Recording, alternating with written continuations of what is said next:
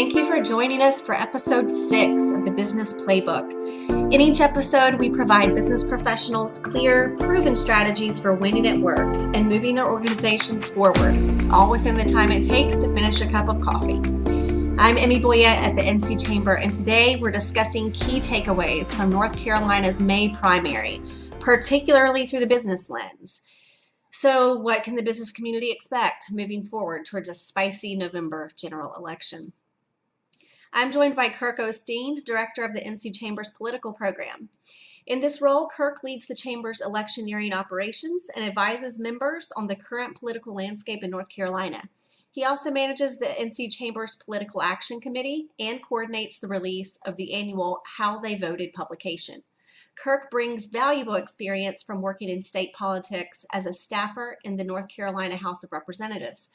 Additionally, he served a successful stint at the North Carolina House Republicans Caucus as political director during the 2020 election. Kirk, thank you so much for joining me today. Thanks for having me. First and foremost, can you talk a little bit about your role at the NC Chamber and overall how our political program works for those who might not already know? Sure. Yeah. So I'm the political director here at the Chamber. I've been here since October of last year. And my role is basically to manage the political program and kind of oversee the operation. There's a few different facets of it. And before I get into how the political program works, I should kind of explain why we do have a political program. Yeah. So the political program, it's kind of a branch out of our government affairs group and team.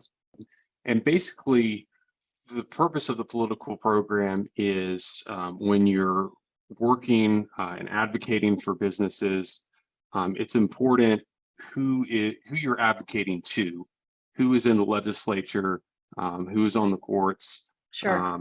The players very much matter. Who is making those decisions.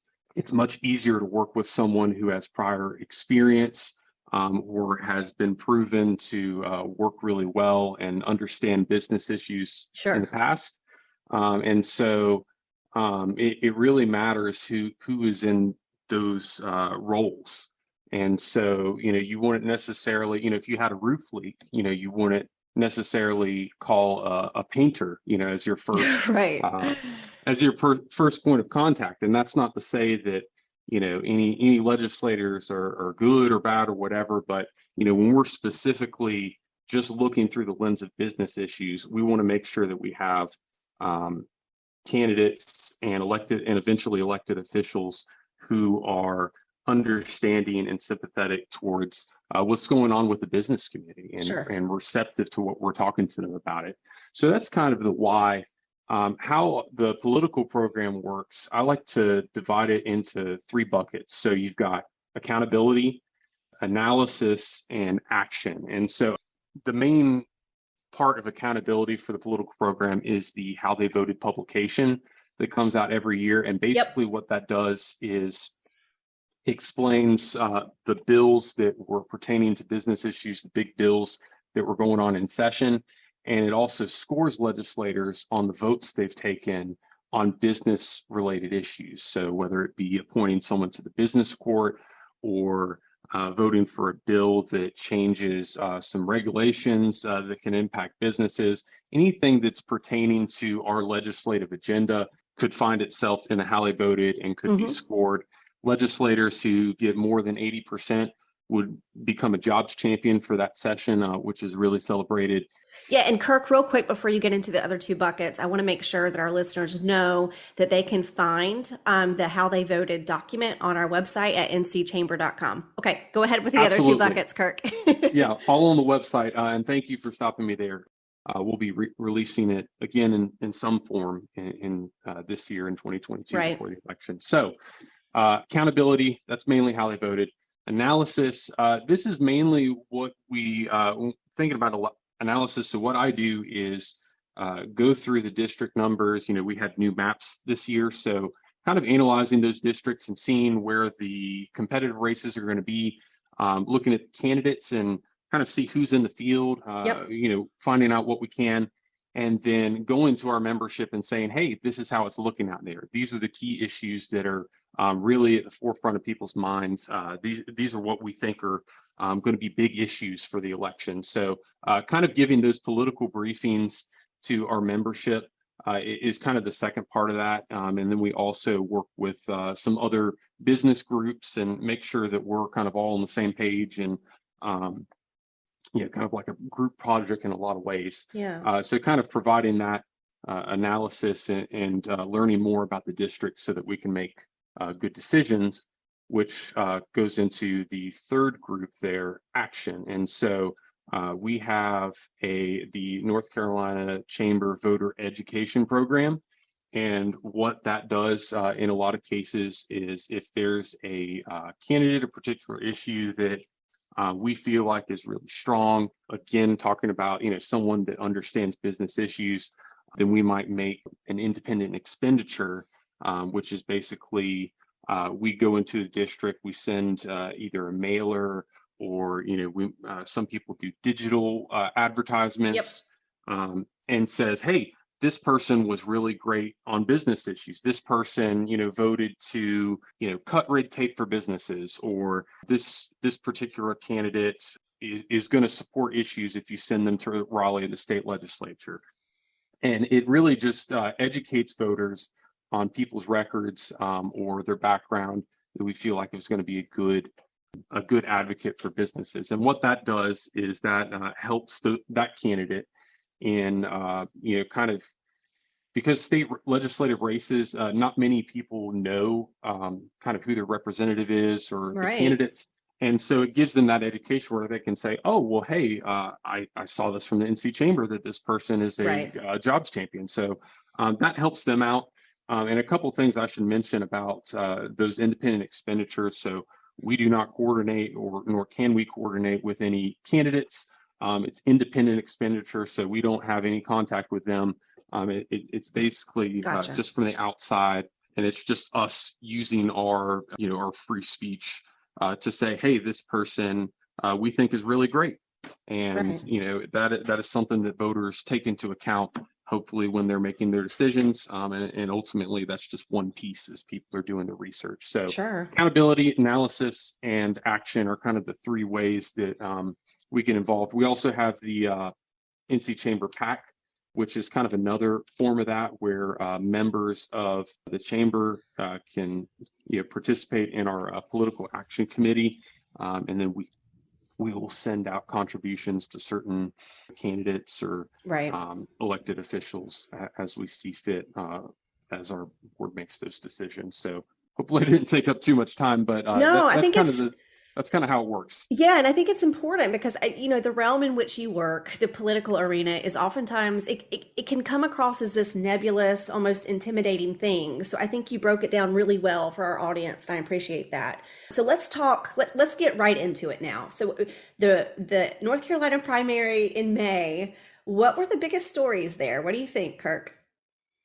Right. So the biggest stories, right now it is a very I guess I should say polarizing environment. So typically primaries, the people that vote in primaries are a little more invested in local politics usually than a general election voter, just statistically speaking.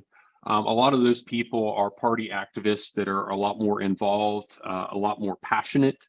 And so what you see in a lot of times is primaries, if you've got two choices, if you got someone that's kind of a more moderate candidate, and then you've got someone that's a little further and deeper into those passionate party positions, a lot of times the more passionate or further to the fringe candidate, a lot of times can have more success there because it's kind of reaching their audience more so than like in a general election. And so we saw a lot of that in this past primary. That's not something new. I do feel like it was a little more prevalent, just where, right now nationally, our political environment is very partisan. Absolutely. And polarized, and people are, tensions are very high. And so what I feel like we saw in a lot of cases is voters were choosing someone that was more of like an ideological fighter rather than someone that maybe is a little more measured or, willing to kind of work out a deal or something that's more of a compromise. In primaries, compromise is almost kind of a bad word. You want someone that's going to be the, going down there and dismantling, the establishment board by board or whatever the case may be. So I think that's one of the biggest things is just how partisan everything is in a primary. A lot of the issues that people were talking about were related to the economy and inflation, supply chain issues, kitchen table issues, as we call them. Right. It costs more to get, a gallon of gas or a gallon of milk or groceries or whatever. And so I think that's something that's kind of at the forefront of people's minds. But there were a few state legislative primaries that were double bunking. So you had two incumbents that were through redistricting were put into the same district. And so there were a few of those that were kind of high profile. Two state senators, Senator Deanna Ballard and Senator Ralph Heiss, that were both chairmen in the state Senate. They were double bunked. That was something that just kind of happened as a product of how the districts had to be drawn with how the census numbers came in. And it was very close, and it ended up coming down to the wire, and Senator Ralph Heiss ended up winning. But that was one that a lot of people in the political community were paying attention to. At the federal level, and the chamber doesn't really get involved at the federal level, but probably the biggest news-getting story was out of the 11th congressional district in North Carolina, and so incumbent Madison Cawthorn was defeated in the primary by State Senator Chuck Edwards. That was one where Cawthorn, it seemed like every day there was a new story coming out about him. That it did seem that way. Yeah, it was pretty remarkable to see just the volume of things coming out, and he was in a good position to win that race. I mean, it's really hard to unseat an incumbent in a primary for a lot of different reasons, but the fact that he lost really was just a testament to how many kind of missteps that he made along the way, and some poor decisions that I think you could say he made. Yeah, and I know you mentioned that the NC Chamber doesn't get involved so much on those types of races, but just out of curiosity, did you see that one coming, Kirk? No, I thought it was, so we saw polling numbers that he had, he was, so starting out in the primary, he was comfortably in the lead. And then there was some polling, I think, in March that saw that it was, I think he was ahead by like about 20%, which is very comfortable. In April, it was down to 10%, and that there were still about 20% that were undecided. Yeah. So, my thinking was, okay, it's probably going to be close. I don't think there's enough time for Senator Edwards, who was in second place. Yeah. Was the gap. I thought that Cawthorn would probably win narrowly, but there was a lot of other candidates in the race that were kind of taking up some of the vote. And so, if it was just Edwards and head-to-head, it was just Edwards and Cawthorn head-to-head, then, I think Edwards would have definitely won. But since there were so many other people in the race, all Cawthorn had to do was come in first place with at least 30% of the vote. Right. And so I thought he would be able to do that. Right. But he didn't. I think Chuck Edwards ended up getting about 33% of the vote, and Cawthorn got about 31% of the vote. So I was a little surprised at that. I thought that Cawthorn would be able to hold on just mainly for those reasons. So I definitely was a little bit surprised with that. Sure. Well, can we talk real quick about how the NC Chamber was involved in the primary? I feel like a lot of listeners might not know. Yes. So that's a great question. We were involved in the primary again. We don't do anything at the federal level. Right. There were some state legislative races, 7 in fact, that we did some positive mail pieces in support of certain candidates. And basically what we do is when we, as the primary season starts, we look at the field and say, okay, are there races that we can get involved in where we feel like that there's a clear choice, a really strong business-minded candidate versus someone that maybe isn't so strong. Right. And or is it there's someone that maybe we've worked with in the past, either as an elected official or not, that it's like we know this person gets it, right? Yeah. And we want to make sure that we want to make sure voters know that this person would be good for businesses. And so through that process, we came to about 7 races. Some of them were Democratic primaries, some of them were Republican primaries, and we did some, again, positive mail pieces, some phone banking that just educated voters on those candidates and kind of what they stand for. So Sure. That was mainly how we were involved. We'll be doing some more of that probably or certainly rather in the general election this fall. Right. But that was the main way that we were involved. Is we found a few candidates that, and there's we kind of, it's not just anybody that will get involved. We really want to try to make sure that it's someone that we feel like is a clear decision. And again, that's not to say that any candidate that we don't support is bad for business issues or bad in general. Right. It's not that at all. It's just that sometimes you have someone, again, that it's like, oh, wow, this person just gets it. We've had candidates in the past that have actually been very involved with the chamber in the private sector. And so just having someone that understands those issues is really important. And there were a few opportunities that we felt like we could get involved in. Yeah, that's great. And I feel like sometimes North Carolina can almost be a microcosm of what's going on at the national broader level. And so I wondered if you saw any of that happening, or if it is happening currently. Are there any sorts of things going on in North Carolina politics that you feel are reflective of broader national trends? Well, we talked about it already some, just the partisan nature of everything. Yeah. A lot of times, most of the people that pay attention to politics, I got to be careful. There's a lot of p sounds, and it's it's an alliteration, and it might be a tongue twister, but anyway, a lot of times when people pay attention to politics, okay, I got a time. It's at the national level, and so that kind of bleeds into state politics. And so there are a lot of very passionate, hot button issues going on right now.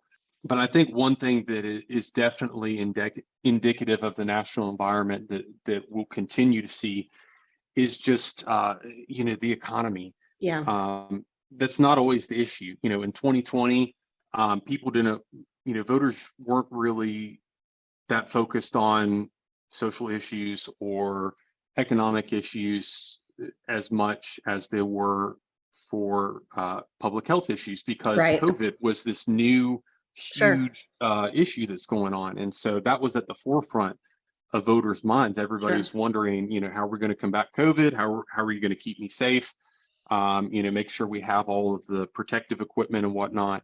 So with this election, I think there's going to be a lot of concern about those kitchen table issues, Right. Inflation. You go to the grocery store and there's a huge shortage right now in baby formula. And that's really scary for, a lot of families that need that. And people on fixed incomes if inflation is up, then that means that, if you go to the grocery store and you have $200 to spend on groceries, that $200 doesn't go nearly as far as it would a couple years ago. And so I think those economic issues are going to continue to be a big part in what we see, but that's something that's going on at the national level, but it's affecting people all across North Carolina now in many different ways. Sure. So I think that's going to continue to be a very big issue going into the fall. Yeah, that makes perfect sense. Maybe it's me being biased because I live in North Carolina and I love North Carolina, but I feel like there always seems to be a lot of attention on North Carolina, particularly when it comes to elections and politics. Do you feel that way? And if so, why is that? Why is that even a thing? There is a lot of attention on North Carolina. North Carolina, someone told me one time that the purple states rule the world, and that it's kind of an over, that's a little dramatic, but North Carolina Politics are dramatic, Kirk. They are.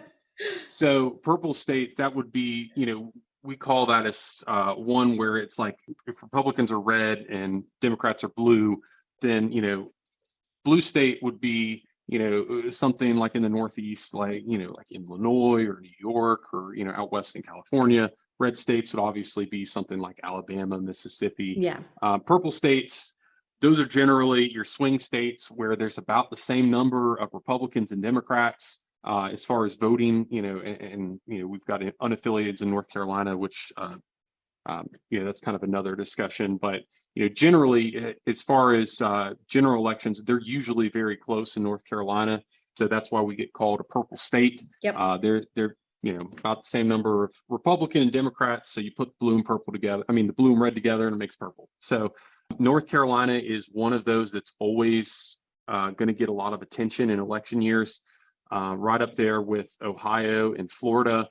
Georgia has now become, I think, a little bit more into the national spotlight in the last couple of years. They've had some really close elections. Yeah. They had the high-profile runoff in 2020 that ended up determining control of the Senate. Right.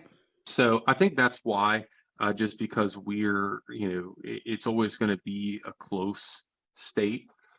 So there's just always going to be attention played to it. And, anytime something happens, one party does something, then half the state is going to be upset about it. And so, right, yeah. It can be tough to govern that way. And we've got a Republican-led legislature and then a Democratic governor. And so there's just a lot of purple going on, but there's always going to be attention to North Carolina, at least in the near future, just because the nature of everything just being kind of so close. Yeah, we do love to keep it interesting in North Carolina, don't we? That's right. Yeah, it keeps my job exciting. Yeah, there's always something going on. So looking ahead now, we've talked about the primaries. We're looking towards November, the general election, which is probably going to be a little spicy. What do you expect to see happen? Well, like I said, I think economic issues are going to be a big part of it. How big are they going to be the biggest issue of the election? I'm not sure. It really is going to depend on what the national environment is. Does the economy continue to get worse? Does inflation continue to go up? Do gas prices continue to go up? If people are struggling to make ends meet and, put gas in their car to get to work, that's going to be the biggest issue, right? That's going to be the big issues just to be able to survive and provide for your family. But, there's also a lot of other social issues that are going to be in the spotlight. There's been a lot of talk about the Roe v. Wade decision. There's been a lot of talk recently about guns and any potential legislation of that. Yeah. Obviously, the focus of the chamber is going to be on business-related issues, things like the economy. But, I think that's something that we're going to hear a lot about over the summer. But, like I said, if the economy continues to trend in the wrong direction, I think that's going to be the biggest issue for this election. And something that is probably going to be tough for Democrats, particularly because, anytime you have a midterm election and things aren't going well, people are going to blame the people who are in charge, the incumbents. Yep. And so with a Democrat as president, that's who people are going to look for, whether justified or not, and say, you guys were in charge, the buck stops there. And then they're going to swing around. So that's a phenomenon that isn't new. That happened. That is very common. When you have a first-term president and the first midterm after an election. It happened in 2018 with President Trump. It happened in 2010 with President Obama. It happened in 1994 with President Clinton. So it's not a new phenomenon. Kind of the pendulum swings to one end and then it swings back. But I think that's something that will be a big story as we get closer to the election in November. Yeah, and focusing more on perhaps our audience today, what do you think are some of the more business related issues that might have an impact on races this year? And I hate to just keep saying it, but I mean the economy. I mean it impacts so much. Things like we did our CEO poll back a couple months ago, and things that people were most concerned about are, inflation, worker shortages, Right. and it's all tied into the economy. Sure. If you've got delays in rising input cost, and you're having trouble finding workers, so the supply chain aspect of it, getting things where they need to be and onto the shelves is impacted. It is all interconnected. And so those are issues that, businesses, I shouldn't say all of them because, we have a very diverse group of membership, but for a lot of our members, it's things that they're already dealing with. And it's not just businesses that are dealing with it, it's families, it's individuals. So I really think that is going to be one of the biggest issues of the election. Yeah, that makes perfect sense. Yeah. You mentioned this very briefly in the first part of your response to this question, but our members are really diverse, and you mentioned our CEO poll. Can you explain to our listeners what that is and how we utilize it? Yeah, absolutely. So our CEO poll, and we have a few other polling projects, whether it be internal or sometimes we'll kind of push them out publicly. And if they are, they'll be on the website. But the CEO poll is something that we conduct every year. And so we go to each of our member organizations, trade groups, local chambers, and we ask them, we survey them on a wide range of issues. How do you think the economy is going? What do you think of the national business environment? What do you think about the state's business environment? We ask them, what they think about certain elected officials or certain policy issues. Mm-hmm. The main goal of it is to hear from our state's executives and find out what is at the forefront of their mind. What are they concerned about? What are they really interested in? And that helps inform our decision making at the advocacy level. Sure. To know what we need to be talking about in Raleigh with legislators, and what potential changes we need to be making. So if all of our polled executives are concerned overwhelmingly about worker shortages and workforce development, which is one thing that was mentioned, then that's going to help inform our legislative agenda as we're talking to legislators about developing that workforce pipeline and how we can better prepare people for jobs and make sure the workforce is well supplied with quality people. And so it really just kind of informs us and how we can do our job better. Right. As advocates for the business community. Yeah, it seems like it's a really useful tool for helping us truly kind of keep our finger on the pulse of the business community and their needs and their priorities. And it's a big project. So I don't envy you there, but definitely useful for us as an advocacy organization. So thank you for breaking that down for our listeners. Absolutely. I want to make sure that we talk about how NC Chamber member organizations and their employees can get involved with the Chamber's efforts on the political front. So can you talk about that just a little bit?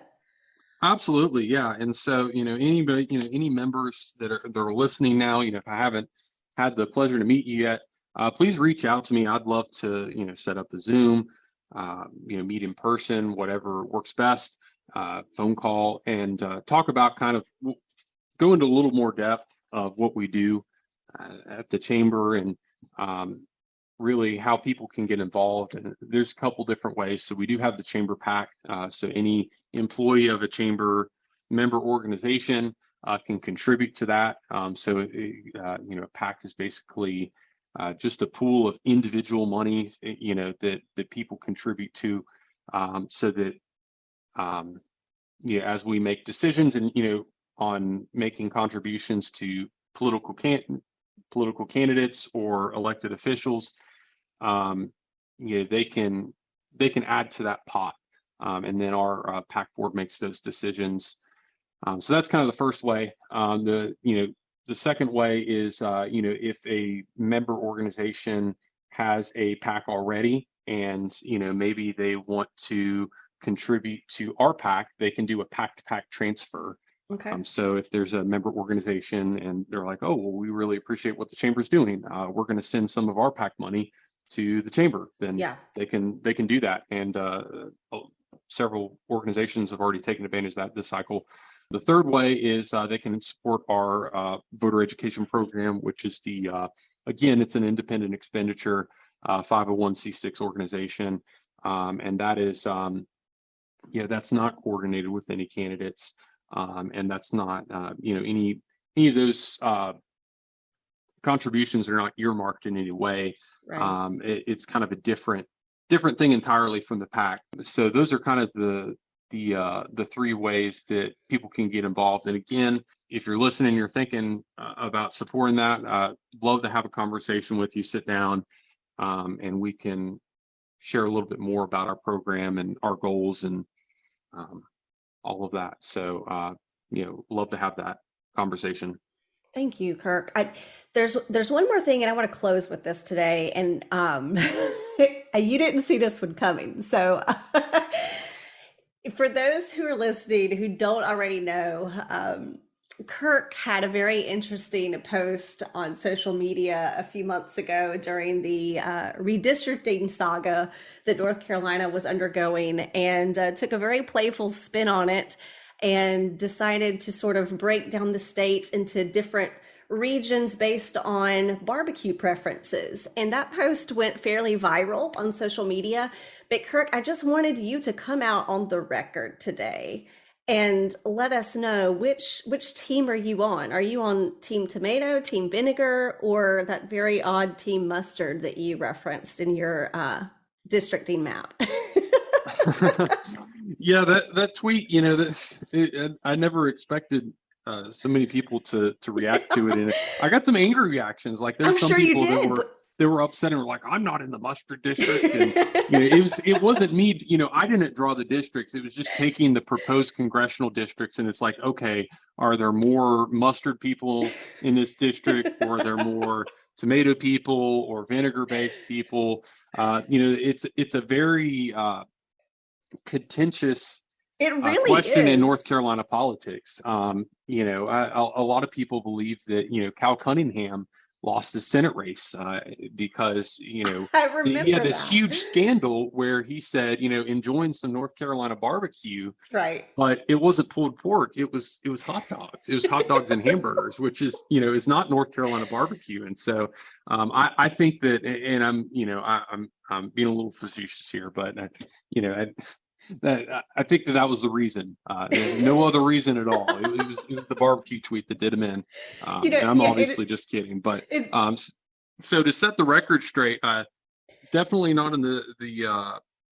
I should say I enjoy all three types. Of course, really you're going to say that. I like vinegar. I eat vinegar probably more than anything else, just because I live east of Raleigh, and so that's very much in the eastern North Carolina. I consider myself a product of Eastern North Carolina, so I do enjoy vinegar-based. However, my dad is originally from Winston-Salem, and so when we would go to visit my grandma, we would always go to Mr. Barbecue and Mrs. Fried Chicken, which was in Winston-Salem, still there today, and that is tomato-based. And so if I had to make for me, tomato-based barbecue is always a treat. It's kind of nostalgic. Agreed. And it's something that I don't get as much. You have the red slaw and the tomato-based sauce. So that's probably my favorite. But I really do like any of them. I'll even eat the mustard-based if that's what's offered to me. But that's a distant third. So if I was ranking them, I would say tomato-based, and then vinegar-based, and then a distant third in the mustard-based. But there's very fine people on all sides of the barbecue argument. Debates. So I enjoy all of it. But yeah, if I had to if I had to choose, I would definitely say tomato-based. Well, I appreciate your bravery with, stepping out and really, making a proclamation here. You did it very diplomatically, but I appreciate you actually answering the question and not evading it. And now we know what Kirk's preference is. So thank you for that. That's right. Ladies and gentlemen, this was Kirk Kosteen, director of the NC Chamber's political program.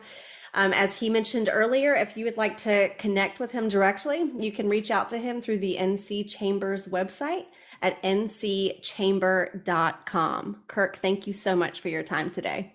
Absolutely. Thank you for having me. Thank you for tuning in to this month's edition of the Business Playbook. At the NC Chamber, our mission is to research, develop, advocate, and communicate for solutions and policies that produce a nationally competitive business climate in North Carolina. For more information on how the NC Chamber can advocate for your business, visit ncchamber.com.